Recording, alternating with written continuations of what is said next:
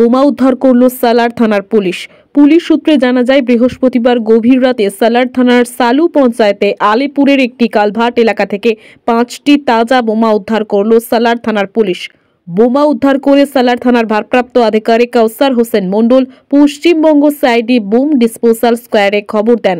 আজ অর্থাৎ শুক্রবার দুপুর 4টে নাগাদ পশ্চিমবঙ্গ সাইডি বুম ডিসপোজাল স্কোয়াডের টিম এসে ওই উদ্ধারকৃত 5খানা তাজা বোমাগুলি নিষ্ক্রিয় করল।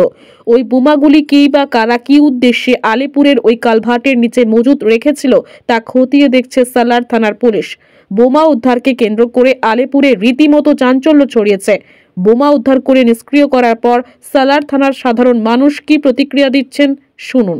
হ্যাঁ, দেখলাম রাস্তায় আস্তে আস্তে দেখলাম কিছুক্ষণ আগে 5টা বোম এখানে ফাটানো হলো। এই বোমগুলি পাওয়া গিয়েছে আপনার সালু পঞ্চায়েতের আলিপুর গ্রামের একটা কালভার্ট থেকে। সেখানে সালার থানার আমাদের বড়বাবু সেখানে নাকা চেকিং চালাচ্ছিলেন এবং বড়বাবু থাকাকালীনই সেই নাকা চেকিং চলাকালীনই আপনার বোমগুলো উদ্ধার হয়। এই বোমগুলো পাওয়া যাওয়াতে যে পঞ্চায়েত নির্বাচনের পর থেকেই বোমগুলো পাওয়া যাচ্ছে, কিন্তু বোমগুলো পাওয়া যাওয়াতে আমার ব্যক্তিগতভাবে আমার যা মত, তাতে সালার থানাকে ধন্যবাদ দিতেই হয়। কারণ এইভাবে বোম যদি বিভিন্ন জায়গায় ছড়িয়ে ছিটিয়ে থাকে, সাধারণ মানুষ থেকে দেখবেন গ্রামে একটা ঘটনা ঘটেছিল যে পুকুর পাড়ে বোম পড়েছিল, সেখানে খেলাধুলা করতে গিয়ে বাচ্চা ছেলে তাদের ফেটে গিয়ে আঘাত হয়। তা সালার থানাকে অবশ্যই ধন্যবাদ এই ধরনের বোম বাজেয়াপ্ত করার জন্য। আপনার নাম? আমার নাম সুকান্ত ঘোষ। হ্যাঁ, এখানে যে যাওয়ার সময় শুনলাম 5টা বোমের আওয়াজ হলো। শুনলাম নাকি 5টা বোম ফাটানো হয়েছে।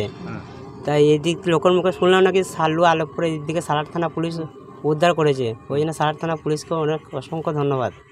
আপনার বাড়ি কোথায়? এড়েরা। আচ্ছা, আপনার নাম কি? বসির শেখ। বেশ।